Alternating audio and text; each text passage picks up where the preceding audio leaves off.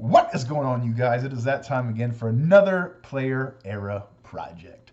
This time, Mr. Kenny Easley, strong safety for the Seattle Seahawks for his entire 7-year Hall of Fame career. That is right, 7 years. A lot of people talk about longevity in baseball, and you'll hear people say, oh, he had the numbers, he just didn't have the longevity. That's definitely to a lesser extent in football. There's even one or two guys that are in the Pro Football Hall of Fame with 6 years, and I'll let you do the research and find out those. But before we get into the cards and all that, I did piece this one together. I actually did send off a full player era run to him, and I never got the package back. I never got the cards back. So I lost out on all the cards, and what I have written down is $200 cash. So that's a wash. But I was able to piece together a full player era, with the last card being I bought his 1983 Topps rookie card signed and slabbed, which I have since come to understand that he doesn't sign his rookie card anymore. So those are very, very tough to come across. And for a guy that was a strong safety and that was inducted in the Veterans Committee, pretty damn expensive to find one of his cards slabbed and authenticated and all that. I think I spent around $200, which is a lot for that type of Hall of Famer. So let's get into why I'm freaking lazy as crap when it comes to this player era project. As a lot of you know, I recently got stationed here in January in Central California, and before this I was stationed in Virginia Beach, Virginia, which right next to Virginia Beach is a town called Norfolk, and that's where Kenny Easley was born and raised, and he actually went to Oscar F. Smith High School there in Norfolk. And he lives now in Chesapeake, Virginia, which Chesapeake, Norfolk, and Virginia Beach are kind of like just three cities, just kind of all together. But I had the coolest idea ever, and I didn't do it. I had plans to go to Oscar F. Smith High School and do this player era reveal on the field. I've had these cards, like I said, for a long time, and I just never got around to it. It was like a 45-minute drive from where my house was there, and I was just too damn lazy to get off my freaking butt and do it. I had the time, I was just too freaking lazy to do it. And I remember talking to my buddy, Canadian Cards, Mike, and he was like, man, that would be such a cool idea, so unique. Well, I guess you don't get credit for what you were going to do, only what you do. So, hope y'all enjoyed me not doing that. Let's go ahead and get to the cards. Or actually, before we get to the cards, let's talk about his career. Like I said, 7-year career, all with the Seattle Seahawks. He was a safety, 5-time Pro Bowl, 4-time All-Pro, Defensive Player in the Year in 1984. 1980s All-Decade Team. He's a member of the Ring of Honor for the Seattle Seahawks. I almost said Supersonics for some reason.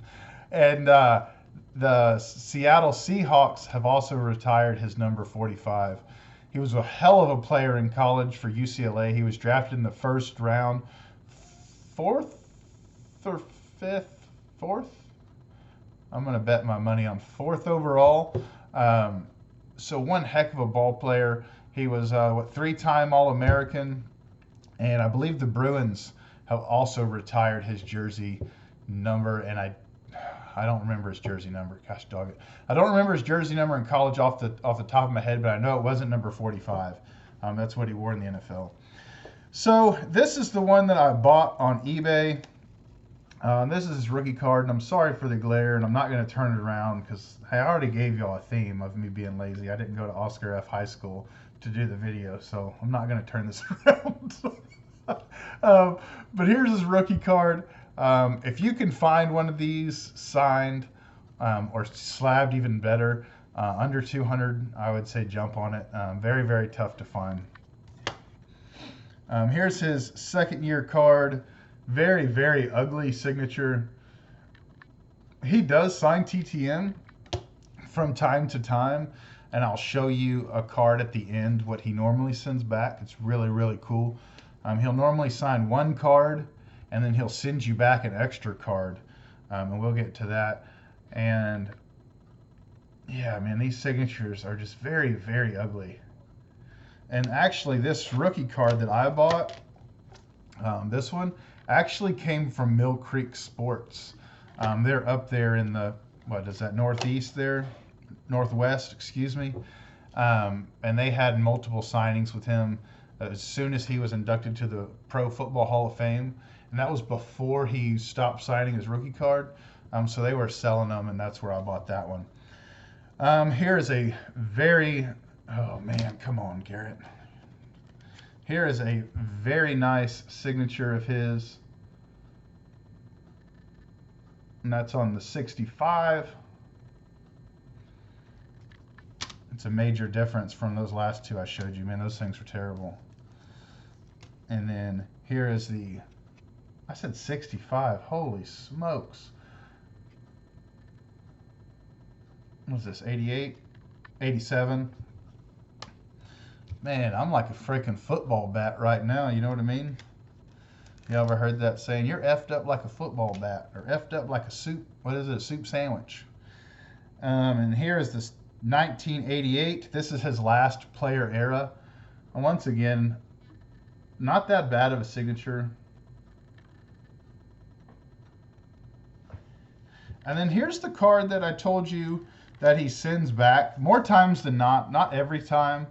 I've got him 3 or 4 times since his induction in the Hall of Fame, and I can never get him to inscribe Hall of Fame. But he will send these back. And I mean, look at that. It almost looks like that could be a pack pulled card. And he inscribes it in beautiful blue signature, streak free. I mean, seriously, it looks like something that you could pull right out of a pack. And then on the back, it doesn't say personal edition, which some of you Hall of Fame autographed TTM guys know that, like people like Johnny Robinson, Gil Brandt, whenever they get inducted to the Pro Football Hall of Fame these days, Panini gives them a ton of these cards, a ton of them. And a lot of times, right up here, like below his name, and white lettering, it'll say personal edition. And those are cards that they give out just to that Hall of Fame inductee. So those are very, very cool. Obviously, you can't get those anywhere else than from the member. But this one, that's not the case with this. So I don't know. I can only assume. I'm guessing that they give them a ton of personal editions and maybe a ton of these too. I don't know. Or maybe Kenny's year, they only gave him these. I don't know. But that is that. I will try my best not to be lazy on freaking what I think would have been an epic video. I did that years ago. I did something like that years ago with the Roger Staubach rookie card, signed rookie card that I bought when I was stationed in Pensacola. And the field that he played on when he was in the Navy was like a quarter of a mile from my house. And I had no idea that field was there. Like I was stationed there for a couple years. And one day I was on a walk or a run, something like that. And Naval Air Station Pensacola is extremely historic. There's a lot of cool things that happened there. And I stopped one day, I have no clue why, and I read a plaque. They have this bronze plaque in front of this football field. And I'm like, man, I wonder what that says. And I started reading it, and I was like, you've got to be freaking kidding me, dude. And the rest is history. It's a cool video, I feel. It's not like highly edited or nothing like that. It's just my old crappy video. But a lot of good information. So that's that. So until next time, adios, be safe. Bye-bye. Doodles.